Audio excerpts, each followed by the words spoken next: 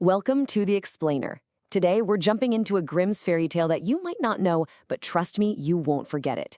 It's called The Strange Musician, and it all starts with a feeling we've all had: loneliness. But what happens next is this really unsettling look at how trying to find a friend can go so wrong. And this is it.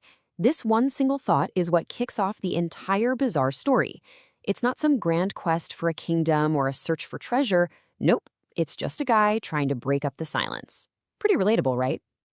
So picture this. We're deep in a forest and our wandering violinist, or spielman as they'd say, decides he's going to play his violin. He figures the beautiful music will draw in some good company. A nice simple plan. You just get the feeling his intentions aren't quite as pure as his music. And hey, his music totally works. It's like a magnet. The only problem is, the creatures who show up aren't exactly the kind of friends he was hoping to find wandering around the woods. So who's the first to arrive? A wolf, drawn in by the melody. And this is where the whole search for a friend thing just completely goes off the rails and turns into something, well, something much darker.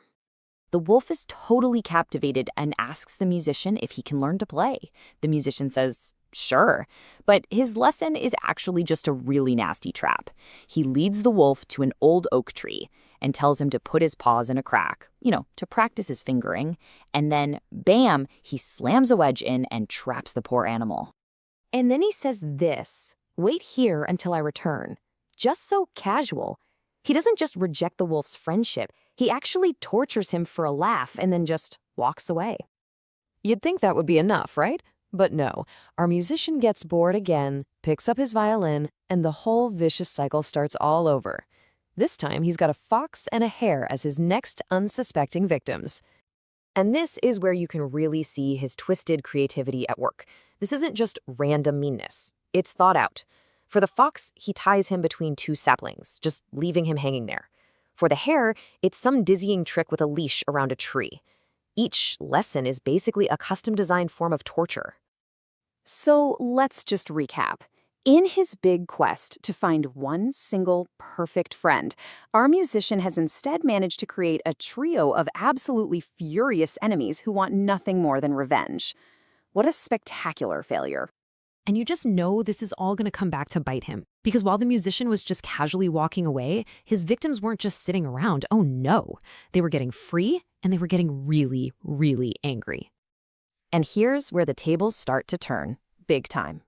The wolf just uses pure strength and yanks its paws free. The fox is smarter. It bites right through its bindings. And the hare just gnaws its way to freedom. One by one, they escape. And they all have the exact same idea: find that musician. All of a sudden, the musician hears something coming up behind him.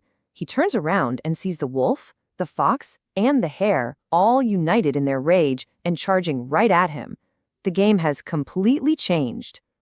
I mean, he is terrified, he's cornered, he's totally outnumbered, and this is a mess that is 100% his own fault. So what in the world is he going to do now? In this moment of just pure panic, with his enemies closing in fast, he does the only thing he can think of. He raises his violin and literally starts playing for his life. And how's this for irony? The very same instrument he used to lure and torture these animals is now his only hope of being saved. The reason for his music has gone from a selfish little whim to a desperate cry for help. And what do you know? This time, his frantic playing travels through the trees and reaches a completely different listener, a woodcutter just doing his job nearby, who hears this wild music and comes to check it out. 1. That's it. That's the number that changes absolutely everything. Not an army, not some brilliant plan, just one guy with one axe showing up at the perfect moment. The second the animals see this woodcutter standing there, axe in hand, all their courage just evaporates. The threat of that axe is more than enough to send them scattering right back into the woods. Revenge plan foiled. And just like that, he's safe.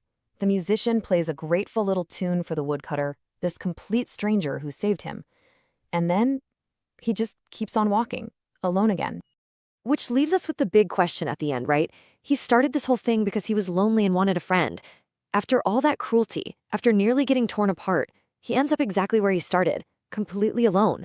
So did he learn anything at all? Or is he just going to wander off and do this all over again? A very strange musician indeed.